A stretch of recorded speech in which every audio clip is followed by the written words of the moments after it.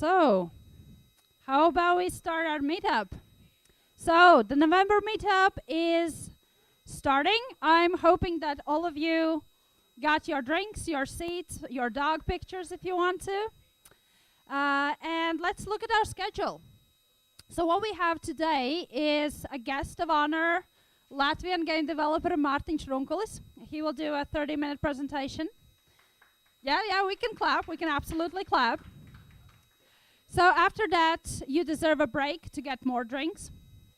Then I'm doing news. So I've allocated 10 minutes to this. I'm hoping I'm going to fit into them because we have some news about how you people can get money, but it's European government money. So there are, notes attached.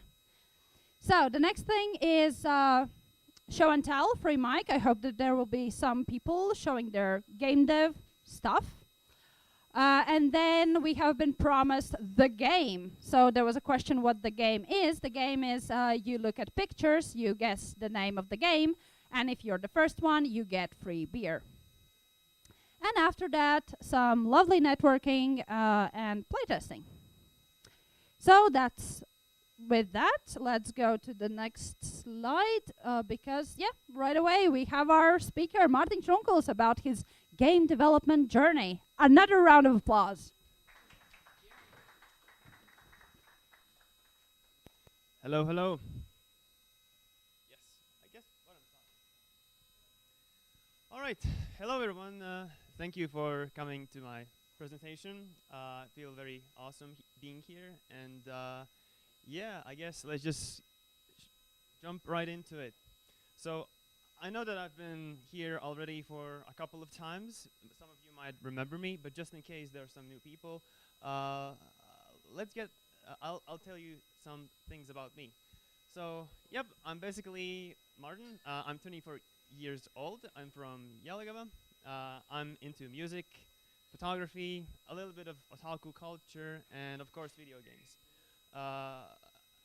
Alongside game development, I'm also studying at IT and doing some project management. And I've been developing my first game since 2014. Got a new message here. We have the remote.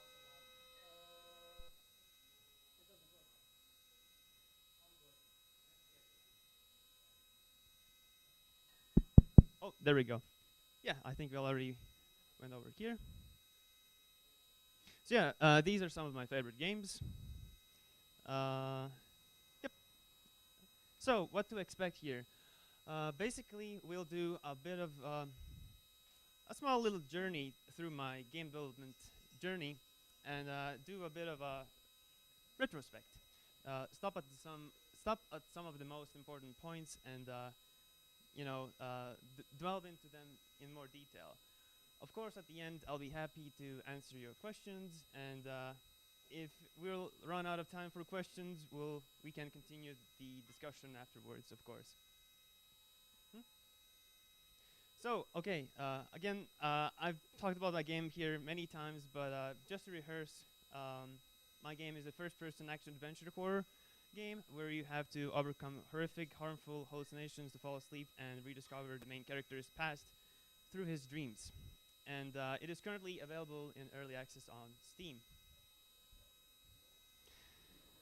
So, all right, let's just start from the beginning, where it all began. Oops, okay, that's not it. That's a little too early. So coming up with the game's idea. And this was happening in late 2014. Basically, I used to be always kind of a scaredy cat. I used to get really scared from horror. I couldn't handle it. Two main culprits was Paranormal Activity and Insidious. I remember I watched those movies and I literally couldn't fall asleep. Felt like someone was standing right beside my bed, and I was super sensitive to any sound. And then around that time, a little game called Five Nights at Freddy's came out. Obviously, if you look at my game, you can see that there's quite a bit of inspiration from there. And what was so unique about this game in particular is that it brought like a new gameplay mechanic where you were stationed in one place and you had to like manage things around you and survive that way. And at the time was also really into Agatha Christie's novels like Poirot and Miss Marple. They were running like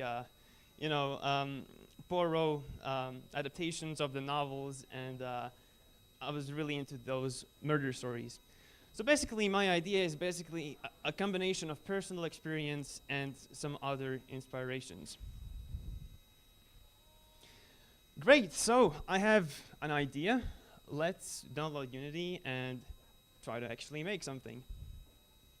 And this is like the earliest screenshot I could find. I literally knew nothing of game development, how it worked at all. I had to learn everything from scratch. And there was quite a lot of trial and error. A lot of basics needed to be learned. But eventually, I was able to throw something together.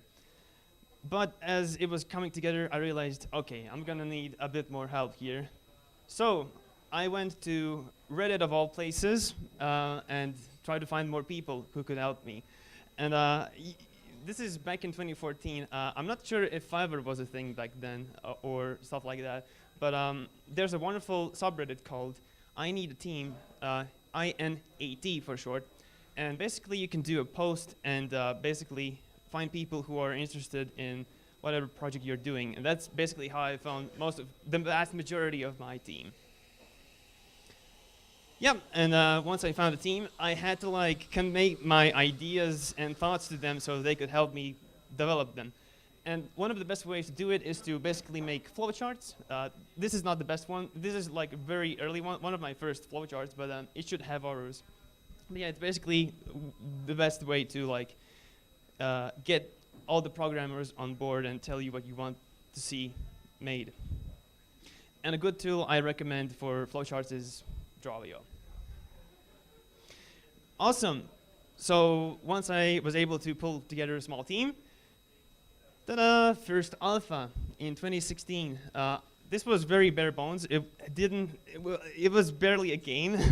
It just was more like a proof of concept. And we released it on IMDb. I'm not sure if you, not IMDb, but IndieDB. I'm not sure how many of you know this place, but back in the day it used to be quite popular. So yeah, this is how the first alpha looked. Very simple, not good texture work. Barely anything was optimized. I made models in Blender and, okay, sorry. There we go. Wow, that made a huge difference. Yeah, you can see not good texture work, barely optimized, and but it got the job done. So also there are some cool shots here still, even though it's just an alpha. Yeah, here you can see like the second phase of the game where you fall asleep and rediscover the character's past and his dreams. Again, basically using standard assets and very basic modeling. Yeah, and this was our only monster in the game, just like a skeleton from the asset store, and it did the job done. And once we released the alpha, actually some gameplay Let's Play started to pop up. And yeah, this is like one of the early ones. This is also back in 2016. And while on the topic, you can see this guy's expression. We can look at some how to take some feedback from Let's Plays.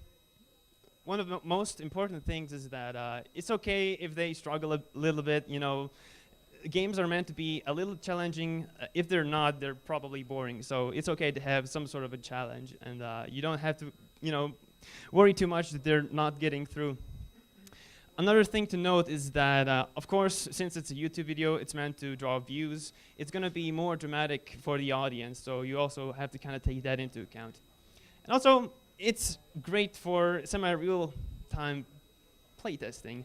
But before you know, analyze it, you have to like understand, does the one who is playing it actually understand like the mechanics? And if they don't, it doesn't matter. Like you can't really draw any conclusions from that. So that's the main point here. Okay, so after some time, we watched a few Let's Plays. Some people sent us some feedback, and we spent 2 years refining the game, and ta-da! It was time for a beta. And this time, we released it not only on IndieDB, but we also released on GameJolt and itch.io. I'll say, out of the three, itch.io was by far the most important one, because that's where we got most of our traction, essentially. Yeah, compared to the alpha, we were able to implement some cool monsters. And we also switched up some of the layout of the room. So it's way cooler, and yeah. You can also see some much more detail was put into the levels. And we also started to utilize more of Unity's asset store models. Great, so we basically released the beta, and we were like, okay, cool, let's just see what people think about it. And then, yeah, it was coming, and essentially this happened. Suddenly, out of nowhere, like a bunch of people were picking up the game and starting to play it, and even got to these big guys, as you can see here. And again, I can't stress enough how underprepared we were. So I'd like to talk about that in a bit more detail. So what we should have done here, the first mistake, we didn't have any socials. We just literally had the game pages, and that's it. No Twitter, Facebook, Instagram, or anything like that. And you kind of want to have that so people can follow you and keep in touch with the game. Yeah, of course, you should be more or less prepared for these kinds of scenarios. Just in case it happens, you can use that opportunity. Of course, having a rough plan, just to share like a rough estimate so people know, okay, this is not something that's gonna pop and then disappear, so that they have some kind of a plan to look forward to. And of course, doing a Kickstarter at the same time when you release a beta would be much preferred. So yeah, let's talk about that, our first Kickstarter. So the first Kickstarter was more of a kind of reaction to the shock that we experienced. And it basically came a year later after we did the beta. And I'm gonna go into more details later, but yeah, this is how it kind of looked. Obviously, it didn't do that well. Only 15 backers and 800 euros funded. This is how the page kind of roughly looked. Mainly just text, which is not good. So why didn't it work out? Well, as I mentioned, we were a bit too late to the party. I think we also could have done a bit more research and put more polish into the actual page as well. And the result, it wasn't that appealing, of course. But the biggest reason is that we had no marketing. We just like released it and then expected that people would actually want to pledge their support. Yes. And obviously, you want to have some kind of a marketing to draw people into it. You cannot depend just on putting your page out there and you think that people will just naturally discover it. So it was time for a plan B. Basically, we just released the early access, whatever we had developed, and we released it at the tail end of the Kickstarter. It launched with the first 2 nights, and it launched around $6. Today, of course, the situation is a little better. Ever since then, we've released 2 more fantastic nights. Currently, it is around 2/3 complete. Very positive reviews. We've done many cool patches, and we've also tried to do community update videos just to let people know what's up with the game. And yeah, it has been the main budget or funder for the game, essentially. Yeah, you can look how the game looks right now. We have vastly nicer monsters here, and we were able to even do a human character as well. So, okay, we had 2/3 of the game done, and we were like, okay, let's just do one more final big push and try to actually finish it. So, I took, as I mentioned before, I was studying at uni, and I took basically a gap year just to work on finishing the game and trying to find a publisher. And yeah, last year, actually, I attended Gamescom and tried to pitch my game there. First of all, huge thanks to LGDA for pitching this opportunity to me. And there was like a subsidized EU project which basically covered all the travel expenses and all tickets and all that stuff, which was really helpful. So yeah, very briefly about my experience there. Basically, they have like a matchmaking app where you can like find people you're looking for, either like programmers or modelers and stuff like that. And you basically try to organize meetings and stuff like that. I'd say their application wasn't that good, and it turned out that there was like a secret one which was much better, but you did have to pay $50 to get to it. So my recommendation is, if you ever go to these kinds of events, ask around if anyone knows if there's like a second business matchmaking app, because most likely there's always is one. And because of that, I was only able to do 2 to 3 in-person pitches. And even though the app wasn't up to a certain standard, I tried to do some on-site meetings at least, and that was still impossible because all of them were basically booked. And one of the biggest things I realized is that if you're going to try to pitch like an early access game which is already released, yeah, good luck with that.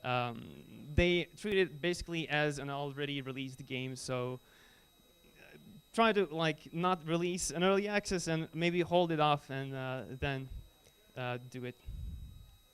Yeah, but at least I got to enjoy this wonderful goat here. Okay, so it's time for another plan B. And the plan B this time was to do another Kickstarter. And yeah, spoiler, it didn't work out. But basically, why did we want to do another Kickstarter? Well, actually, the suggestion came from publishers because we met with at least a couple of publishers, and one of their, we were asking, hey, we would like to have some funding for our game, and they said, why you don't do like a Kickstarter? And we were like, okay, instead of you doing the Kickstarter for us, we'll just do it ourselves, and we can keep the cut they would have taken when they would have done it. We had a little bit of encouragement from other developers. We felt that we had like an advantage with the Kickstarter because we had already like 2/3 of the game done. It was also a good chance to improve from the last time, and but the most important thing is that we had a pretty cool idea behind it. So this is our idea. Basically, we have the game and the Kickstarter campaign. Pretty straightforward. But this time we wanted to put a bit more effort into the marketing. And what we came up with was basically like a cool side project. Very briefly, we basically made 3 videos about each of the monsters that appears in the game. And we made some kind of a cool like a lore piece where there's this fictional character who got hold of these tapes and live streamed them on YouTube. And the idea was that it kind of would generate a circle, like a good feedback loop for each other element, and that would kind of help to keep the spin the wheel, essentially. And was it a good idea? Why was it good? Why was it a good idea? Well, we thought it was creative and unique. It had the potential to tap into more fandoms, for example, not just the indie game oriented people, people who are interested in analog horror, for example. It had a cool chance to expand the game's lore. It could stand on its own. And we had a lot of support from friends who we were able to brought into it. And again, it tied really well with the game and the campaign, essentially. And here's the result. Basically, it did a lot better than the first time, but still not quite good enough. We had more than double the backers, and each backer was ready to pledge a lot more funds this time. But unfortunately, we were not able to make it. Here's how the page looked like, a little bit better. It's not just text, there's some like graphics and GIFs to make it more appealing and interesting. And yeah, basically why it didn't work out in our estimate is because we failed to gain enough of a reach. Looking at the statistics and overall how we did, I think the campaign did all right, but yeah, we just couldn't like get the attention that it needed. And we were also really relying on analog horror because that's what the marketing project was all about. And when we eventually got to do it, unfortunately, it lost popularity. So what now? Basically, what we're doing, well, my advice is just don't give up. You just find a way, basically. And we're not giving up. We're going to be continuing. And the way we're proceeding right now is just offer the physical items that we had, like T-shirts, posters, separately. So it kind of has so it becomes a nice way to fund the game that way. It's also a great chance to, take a small step back and reassess everything, reevaluate. Obviously, since we're not going to have a bit more funding than we need, we're going to have to like downscale and make reasonable compromises. Of course, there are going to be more ways. There are ways to fund a project. First one is like getting a job, of course, which I'll be doing. And yeah, just minimize regrets.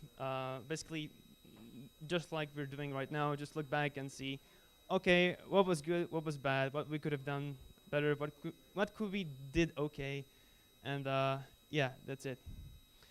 So yeah, I'll just leave it with just a few words of wisdom.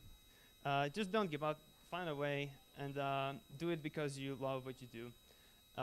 These are the main things that has kind of been driving us forward, and yeah, we just love to do it. Unfortunately, we tried to make it like a full-time thing. Didn't quite work out, but it's still gonna remain on a hobby level, and we'll continue to work on it. Yep, and thank you, and to anyone who is venturing into this awesome stuff, and yeah, just wish you best of luck, and yeah, that's it for me. Question time.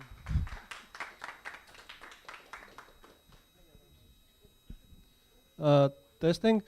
So thank you for the presentation, and it's very inspiring that you have still kept going after all these years. One suggestion, hold the mic closer. Another thing I wanted to ask, I haven't looked into the Kickstarter, how it works recently, but the last thing I remember is that there was like possibility for flexible funding, and then there's a regular type. So if you take flexible funding, you like get some money even if you don't reach the goal. But the other regular way, you don't get the money, as I understand. So which way did you go? And yeah, could you expand on that? Yes, well, basically when we were creating the crowdfunding, we had two options. We could have went with Kickstarter, Indiegogo, or Kickstarter. We chose Kickstarter because it was the more popular of the two, and we thought, everyone who's making a game or doing like a crowdfunding for the game, they usually chose Kickstarter over Indiegogo. And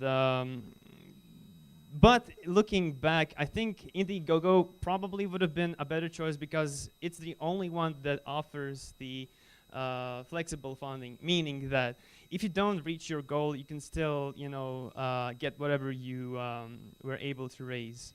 It's not the case with Kickstarter. It's all in or all out. And yeah, in our case, why we chose Kickstarter, again, because it was more popular. And we just wanted to shoot for like a goal. If we can manage to get the funding, great. If not, then we'll try to look for another plan B, essentially. And yeah, one thing about like Kickstarter and Indiegogo, The thing about Kickstarter is it barely helps you out in any marketing at all. The best thing they do is just like show your project in the new page. Basically, when projects get launched, they have like a separate page for them, and that's it. They put your project there. That's all they help out you with. I believe it's a little bit better with Indiegogo. They do a little bit more. They might even do an article if your project is really promising and cool. So yeah. Any more questions? Right. Thank you so much for your presentation. 2 questions. How many people was working on the project? And the second one, I assume if you have 148 reviews on Steam, I assume you've sold around 7,500 copies. How long were you planning to develop this, and why couldn't it sustain you? Sorry, I didn't understand like the last part of the last question.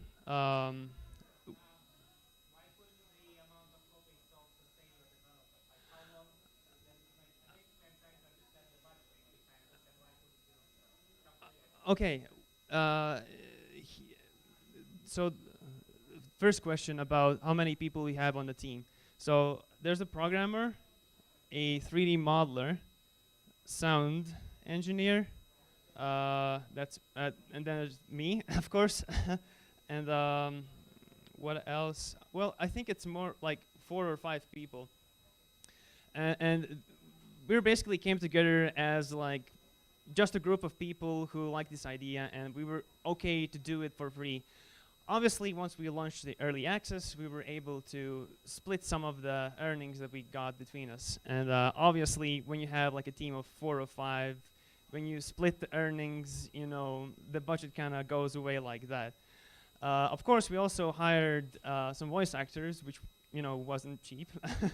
But for our story purposes and for the game that we're wanting to make, it was absolutely necessary. I kind of got the impression that you're saying that like our budget is running low since we're doing a Kickstarter, but or since we were trying to do a Kickstarter. But obviously, there still is some budget left. It's just that we wanted to take this opportunity to try to secure more of it so we can do some cooler stuff. So we don't have to like do like paper cut scenes and do like big compromises like cut animations and stuff like that. So I mean, obviously, we're still going to be able to complete the game. It's just that we're just going to have to find the right compromises to do it.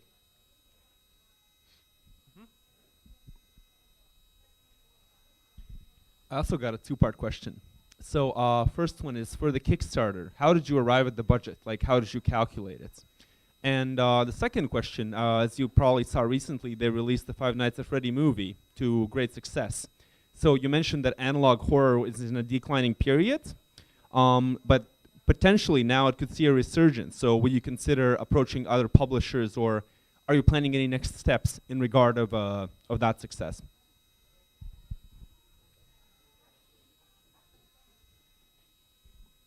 Sorry, again, I couldn't catch the first question. What was it? How did you figure out the Kickstarter? Okay, yes. So basically, we took the last third of our game that we needed to complete, and we broke it down in like segments. We had programming, modeling, animations, voice actors, so on and so forth. We roughly know how much people would want for the amount of work that we needed to get done. And we basically had like an Excel spreadsheet where we kind of calculated roughly what each segment would have cost for us to do in the scope that we were aiming for. And yeah, basically we just did like a sum, and then at the bottom we had like a rough estimate. Obviously we threw a little bit more just in case, so we have a little bit of backup, so we can do all the physical items and stuff like that as well. So that's how we came up with the funding goal. For the second question about the Five Nights at Freddy's movie, I wouldn't necessarily count it as analog horror, because analog horror is based on VHS tapes. Like analog horror is about experiencing some surreal horror in the form of a VHS tape, which is where the analog horror comes from. It's still horror, but it's not quite analog horror. I do think, however, that the Five Nights at Freddy's movie could potentially draw more attention to the analog horror, or in horror in general, which in return hopefully would kind of, improve the situation on that regard. Who knows? Maybe our little analog project would get a bit of resurgence since the movie came out. But yeah, we'll see.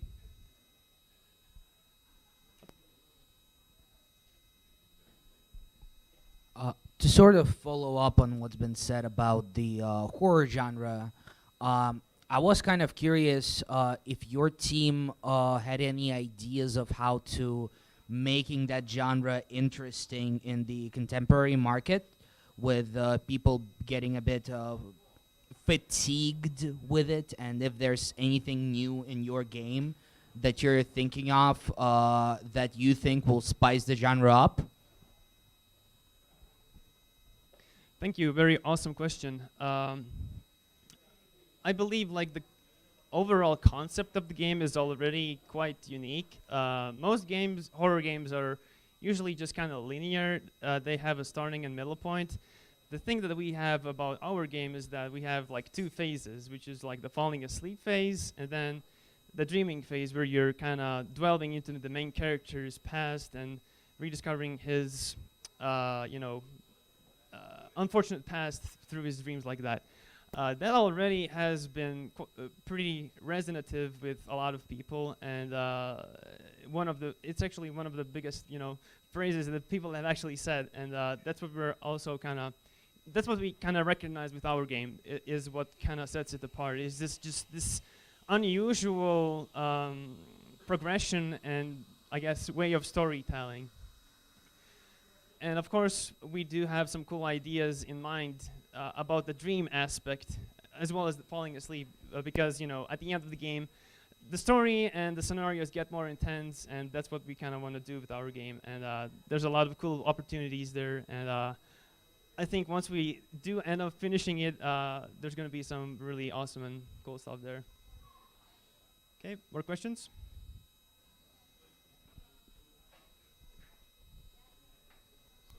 So you went with a publisher, right? You went with a publisher. Oh, sorry. You went with a publisher, right? No? So how did the independent kind of, how did it help you kind of bring out your game? Why didn't you go with a publisher kind of? So mostly publishers kind of hinder the game. You see a lot of drama around it. So why didn't you go with one?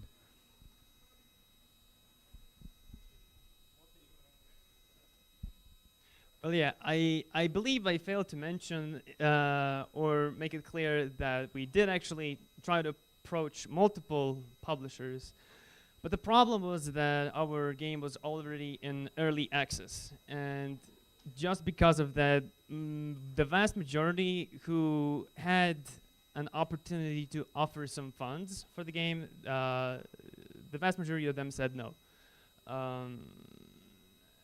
Well, the thing with publishers is that obviously they give you money, and which is great. But the thing is, once you start to get money, you'll have to give a little bit of a cut from your money to them in order to repay for what they did for you, essentially.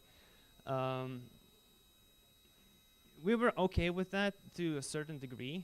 Obviously, another important note to say about publishers is that if you do go with them, they might have, well, it depends on the publisher, but they might start to, say, hey, this is not okay to do, yeah, do this instead, and stuff like that. If you go with the publisher, there is a slight risk of losing some of, creative freedom. But I think we don't have anything like crazy in our game yet, so we weren't that worried about that aspect. But yeah, since we're going independent, I think it's a good thing. We'll have all the freedom. We'll be able to do whatever we want. Obviously, keep it, hinged, obviously, and not psychopathic, but of course, you know, there's a lot of cool things we can do, and we're not restrained. Yep. Any more questions? Feel free to ask.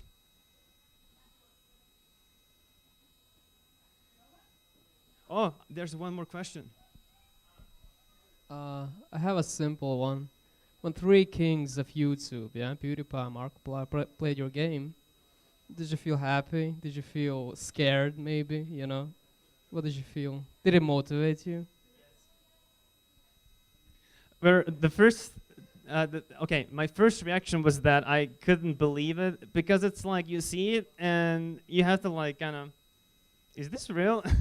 So obviously I kind of felt nothing. It was just like after the fact, and I realized, okay, this is getting like really big and crazy, and it just, yeah, I felt like I was in a bit of a dream, quote unquote. Yeah, it felt great afterwards, you know, as one would. And yes, yeah, it really motivated us, of course, because, you know, when you make something, when we released it, we thought, okay, 20 people will play it, and that's gonna be the end of it. But somehow it kind of blew up, and the motivation we got from that is really wonderful, and still motivates us till this day, honestly. So yeah. All right, I feel like that's it. Or one more? I haven't seen your game, but have you have any ideas about VR or something like that, or it's too scary? Yes, actually, this has been one of the most requested features, that we do like a VR version of the game. There are some gameplay mechanics, you know, that we would need to figure out, because there's, you know, in our game you have to hide in a blanket, and it would be a little bit tricky to figure out in VR, because in VR, if you get too close to things, you start to just like, your camera starts to clip through game models, and you can see through them, and we would have to like figure out a way how to prevent that.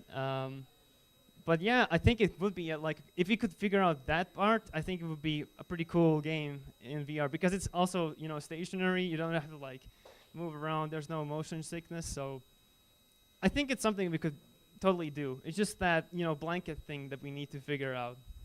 But yeah, if we'll have the time and budget, of course, we'd love to do it, like a VR mode, so to say.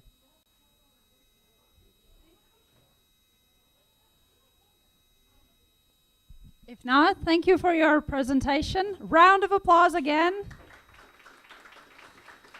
And now we have a break, and the break is till 8 o'clock. So get your drinks, breathe some air, talk to people.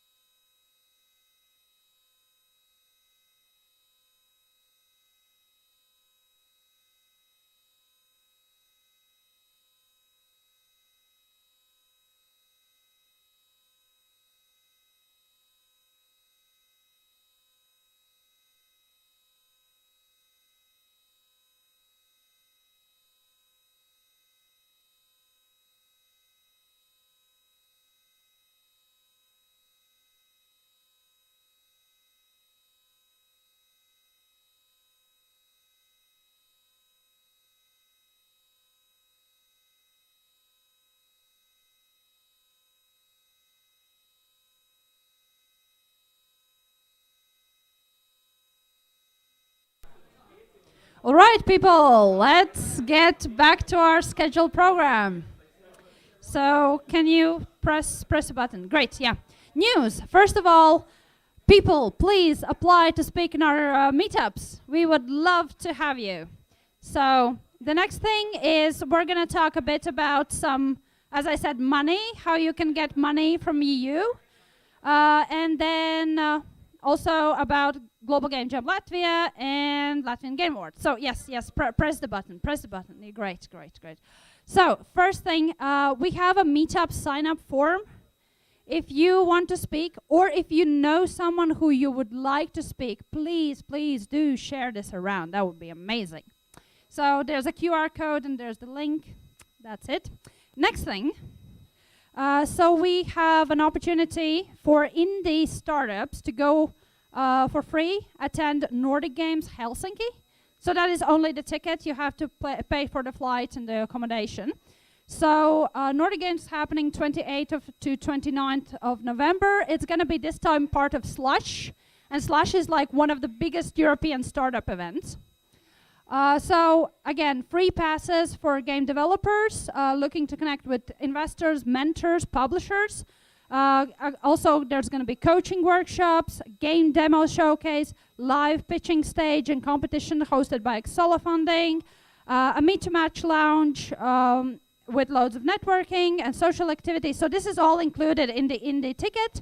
The problem is deadline is till tomorrow. So if you want that free ticket, probably you come back from the event and you fill out the sign-up form. So yeah, that's the link.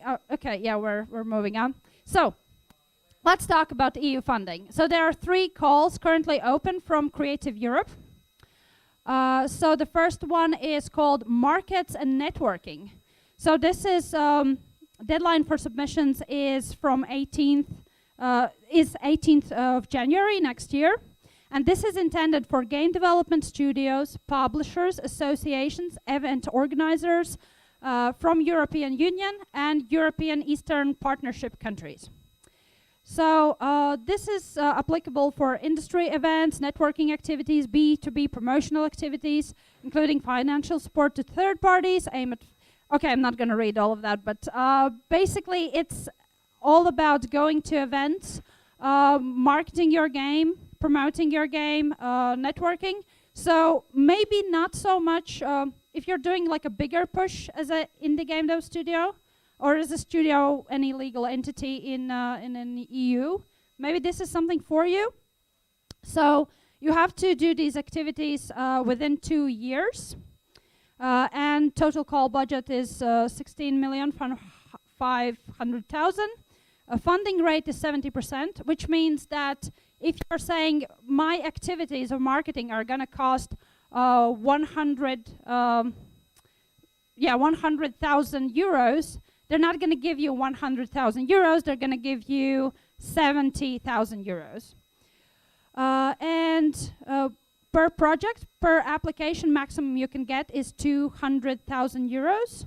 And pre-financing rate is 50%, which is the money, the grant amount they give you in advance before you start implementing your project if you are accepted.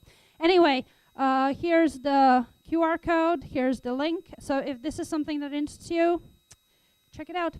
Next thing is, and this I believe is going to be way more relevant to the indie game developers here.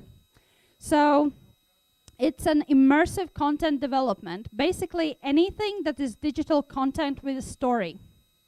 So on 21st of November there's info call, so you can actually listen from those who are doing the project what actually is this thing. And deadline to submissions 24th of January. So it's intended for game development studios, and it's intended for projects that are prototypes of interactive narrative storytelling. So there's a lot of games that are not eligible: puzzle games, memory games, sports games, racing games, running games, rhythm, singing, dancing games, social games, quiz games, party games versus fighting games, word and spelling games, number games, mind games, even if they do have a narrative element. So the total budget, as you see, 7 million. Funding rate, 60%. So again, they're going to check how much you have written down in your application. You need the money to finish your prototype, They're going to give you 60% of that if you succeed. And maximum, again, the same amount, 200,000 euros per project. And pre-financing rate is 70%. And you have 3 years to create your prototype. So if this is something relevant to you, if you're making a story-driven game, maybe check it out. And the last one is innovative tools and business models. So this is not for games. This is, for example, you're making plugins to, I don't know, do texture packing better, or lip syncing, or whatever. It's also for business tools. So this is intended for game dev studios, publishers, trade associations from European Union and European and Eastern Partnership countries. So this is also very relevant to publishers. I don't think we have any publishers here. Maybe someone's watching the stream. And it's about improving your publishing platforms as well. So anything that is to do with business, with marketing tools, with game development tools, this might be something of interest to you. So again, you see the numbers: funding rate 70%, the same number per project, pre-financing rate 40%, and you have 3 years to implement this. So if you're doing a tool, maybe some Unity plugins, maybe check it out.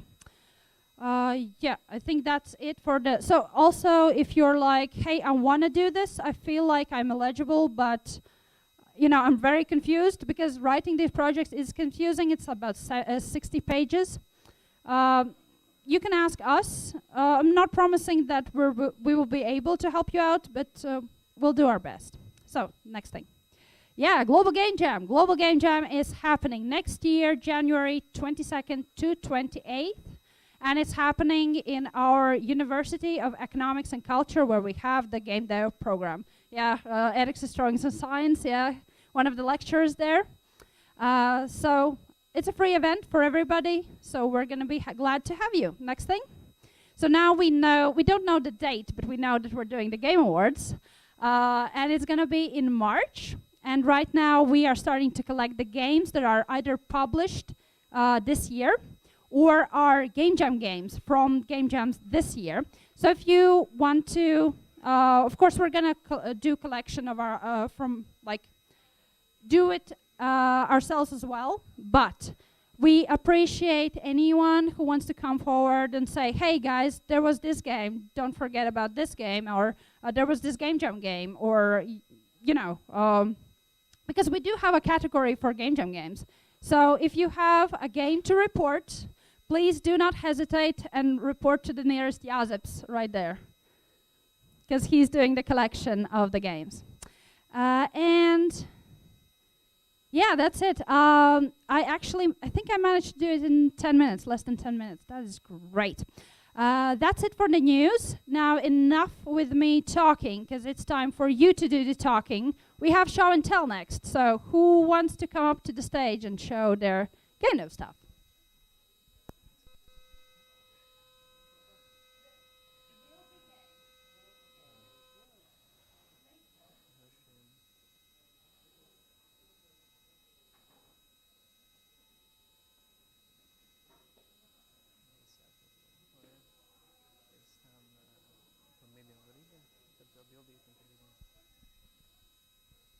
Hey guys, name's Carlos. I myself am architectural illustrator, graphics designer, and in company Info Era Latvia, that is biggest software for Autodesk tool provider and training center in Latvia.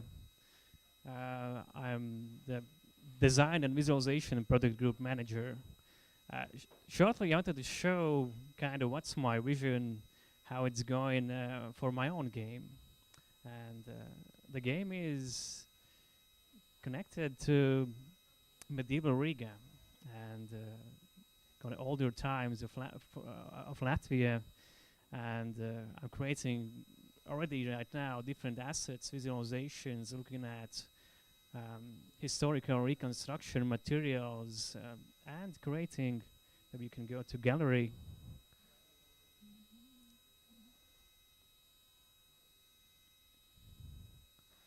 and creating some illustrations and gathering them in one combined scene that my brother, who's learning in the meantime programming in Unity, he's creating already a working game. I'd say the first actual game that works I created with my team in Global Game Jam this year, and maybe Rater can show the story, and I'm kind of always pushing the limits of a software that's maybe not usually connected to game design. It's SketchUp. So the goal is to show what are the limits, maybe help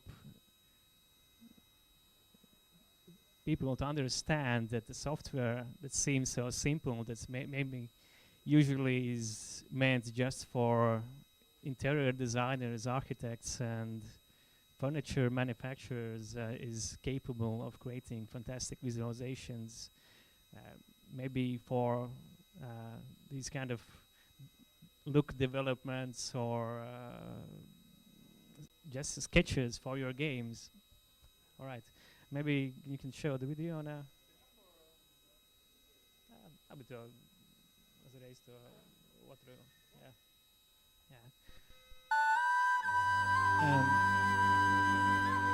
Here's the first scene I put together from materials I gathered this year, creating from a few books and talking with architectural archaeologists, historians.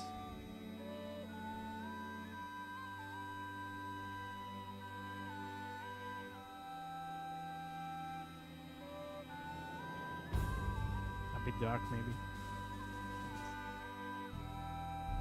Right now, it's just inspiration visualization made with SketchUp and Enscape. It's a game design-like visualization tool for architects.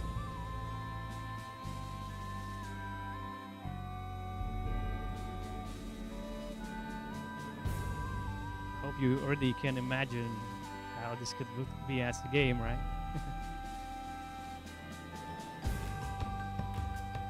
The first phase we want to create with Brother is a simple tower defense game.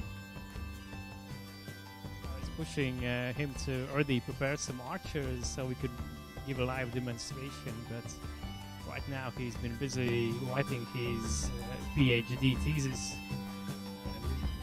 And the game design part usually moves along only in summers for us.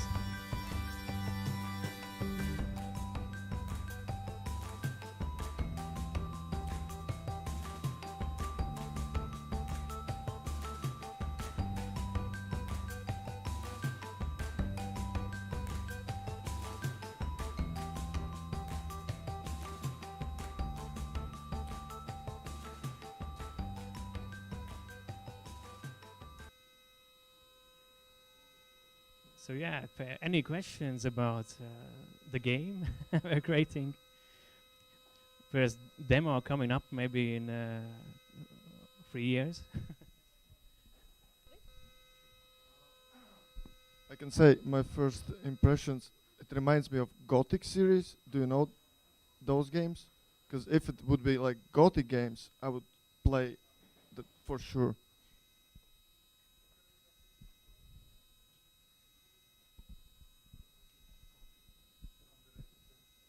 This is the first sketch we created just last year, just to learn Unity.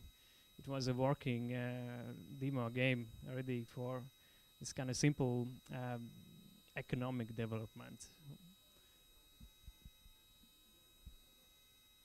And this year already in 3D. Hopefully in some of the next game jams I could show how the progress is going.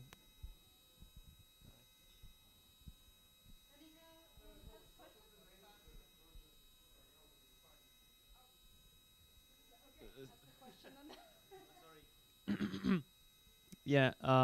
Do you see some of the main challenges already ahead that you, for example, you want to make a game, and do you see some of the main challenges that you can see ahead of you? Like, basically, what are the main challenges that you see that you'll need to overcome?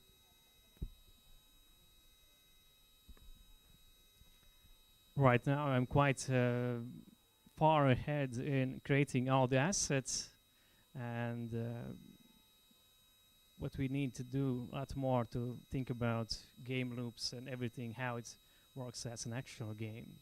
We have a few ideas. That first, the easiest one is to develop as a tower defense game to show the fortification structure, actual kind of in an educational way, how they were used, and after that try to develop it as more the economic parts and everything else.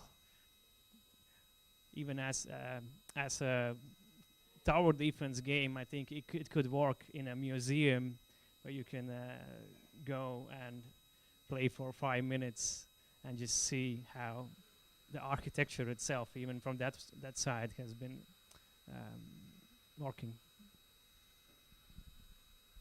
So I believe there was a question, does the game has a name, right? Yeah, how to find it? What's the name? No name yet. For the development, it's medieval Riga.lv. I'm adding the assets, visualizations there, yeah.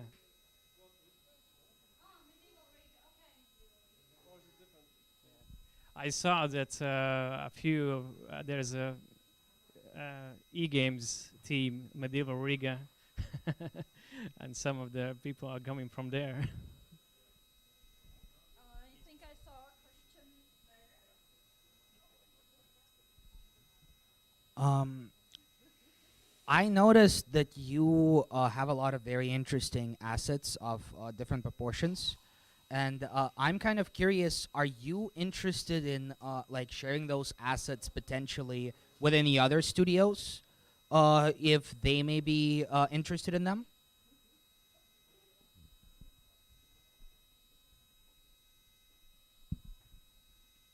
Yeah, that's one part of the plan, to develop asset library. Already at this stage, it's created as a very modular type that's easy to combine for different kind of hill forts, like in Latvia. Well, the first stage is kind of more to offer these visualization even services for different municipalities in the Baltics, where they have similar architectural styles in these 12th, 13th century periods. And of course, we can later on sell these for game development purposes as well. My main goal overall is to, from educational point of view, to show everything. So if it's somehow used in a proper way, that's great. But bear in mind, all the assets are right now created in SketchUp. They import quite nicely inside of Unity. All the texture placement stays the same as there, so there's no extra need to unwrap and bake the textures and everything. So that part has been quite easy, at least. And yeah. If not, then we do a round of applause for the presentation. And who's next? Anyone?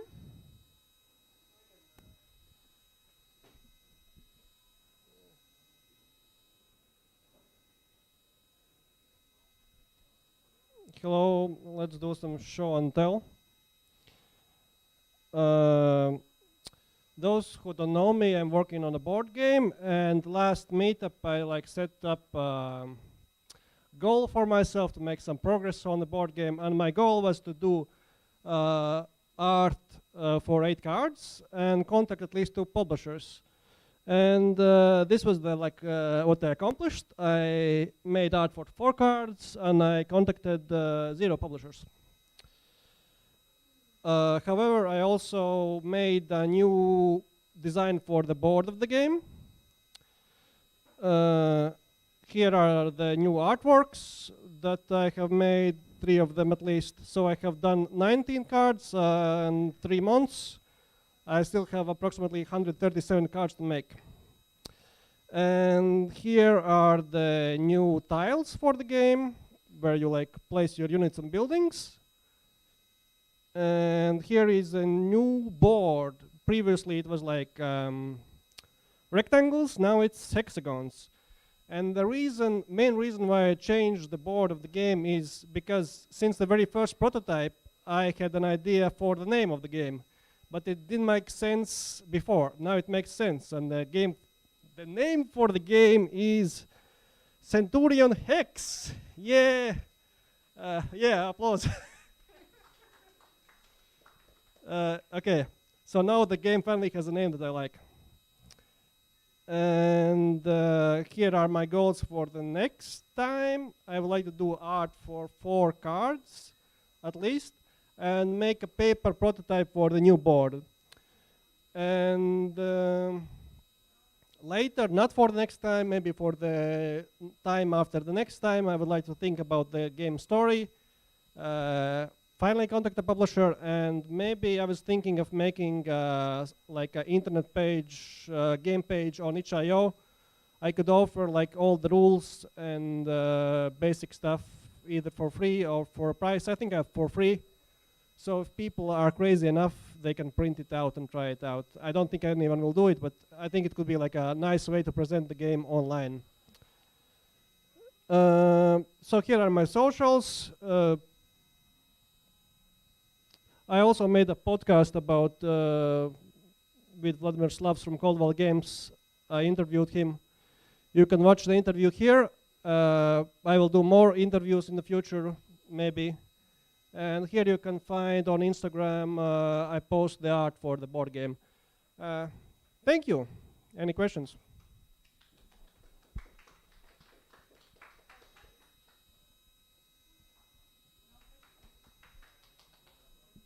Anyone else wants to talk? Yeah, sure.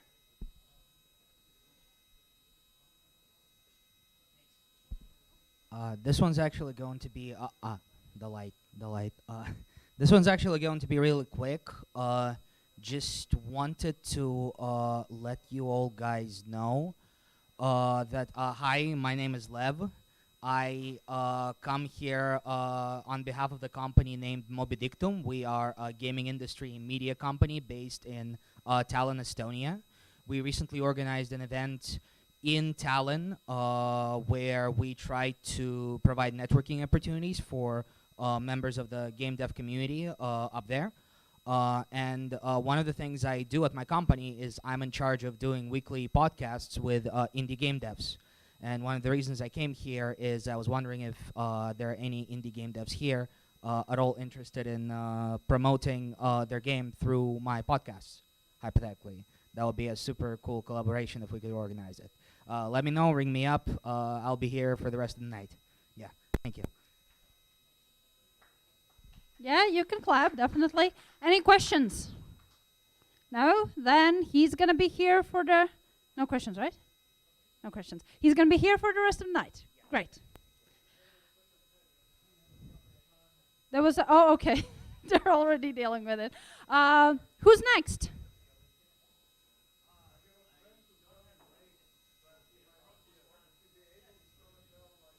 If he is on time before the last person who wants to speak speaks.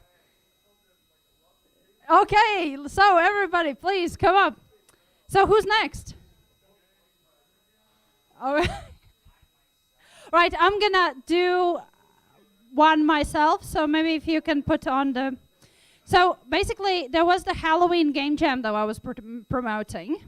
And sadly, no Latvians went to that event. But it was amazing. It was 5 days in a co-working and co-living space for game developers. And yeah, crowned with a costume party and magical drinks and whatnot. Very interesting place. Also night tourneys. So essentially 5 days of jamming. I made a game, which is, I wanted to make a fighting game with swords, but I had a team member, and he was all about, no, we have to make it a rhythm game. So we did the stuff. So is there a sound? Ancient tales of Concordian legend, there lies a foul blade. It is prophesied that only the vilest and sickest shredder of all lands may pull this blade with stone. Once every year, the vilest and sickest minds and warriors of the land come together and fight for a chance to pull out the blade. This is the legend of Calabeat. Because Excalibur and Beat, yay. So yeah, that's the, no, don't stop it. Anyway, that's the game. So basically it's a multiplayer with swords. Each player only needs one hand, and you need only one keyboard to play it. And you listen to the music. Yeah, there's the credits. So I did the programming, which was visual programming, art, UI design, game design, environment design, and my co-worker, music, game design, story, voice acting, and gameplay programming. We did use 3D models, of course. So basically, you listen to the music, and you have to attack or block on the beat. And if you fail to do that, then everything, what happened? Oh, okay, internet. Anyway, if you block or attack outside of the rhythm, you get stunned, and the other person has the opportunity to attack you. So I prepared the video. I thought, oh, this is going to be amazing. No more awkward situations in front of everyone. Yeah, I can do the moves, right? Is it really just not going to load? Like this is a conspiracy.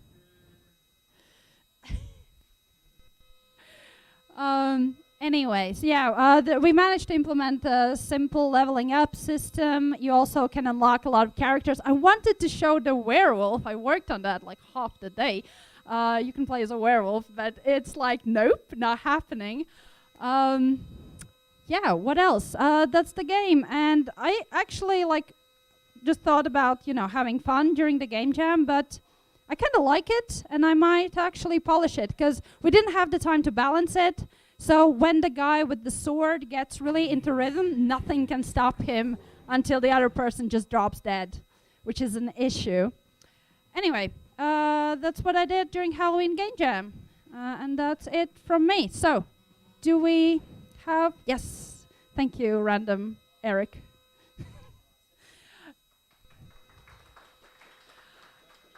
Anyways, who is next? I'm sorry. So your guy can talk next time. We are expecting him to be on time next time, because I can feel the anticipation, and we didn't have it the previous time. Guys, it's time for the game.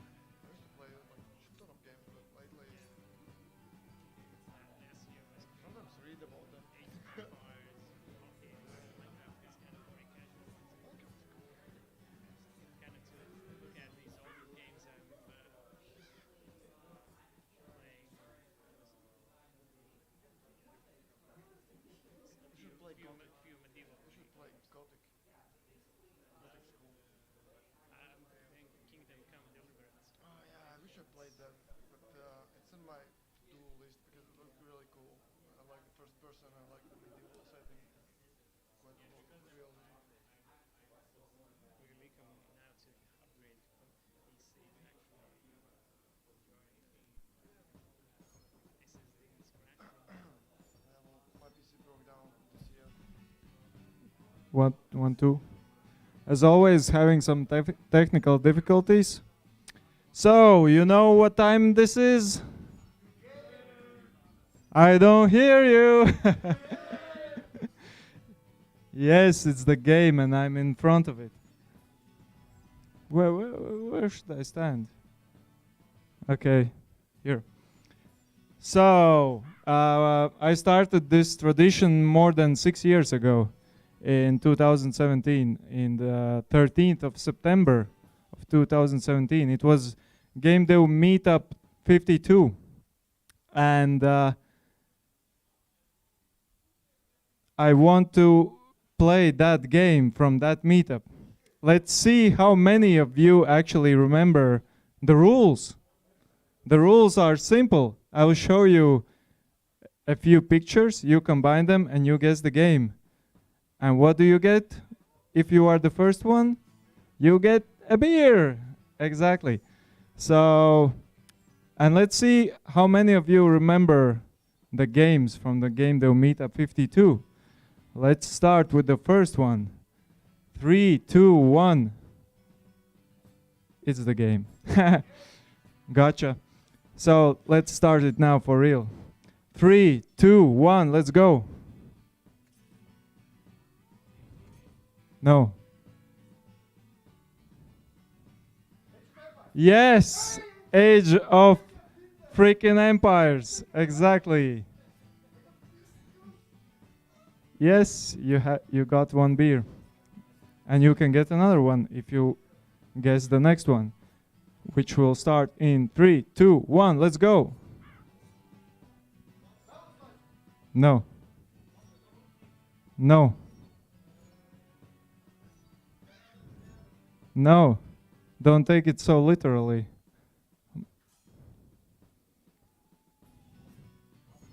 Yes, Half-Life, exactly. Half-Life, you get another beer. And the last one. 3, 2, 1, let's go.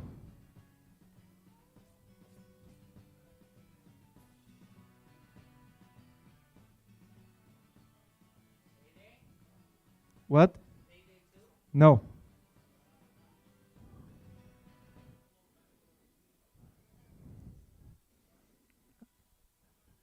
The game was a bit harder back then.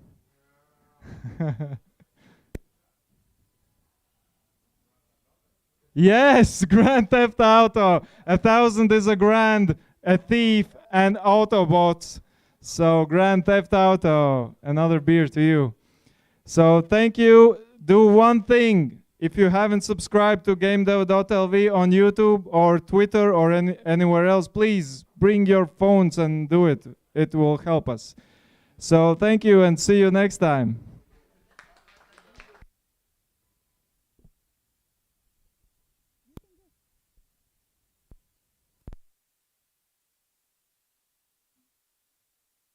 One? Oh. I think you can just hold their bears hostage until they subscribe to all the social media. Anyway, that's it. Thank you everyone for coming. Special thanks to our speaker. And get some drinks, mingle, enjoy the rest of your evening.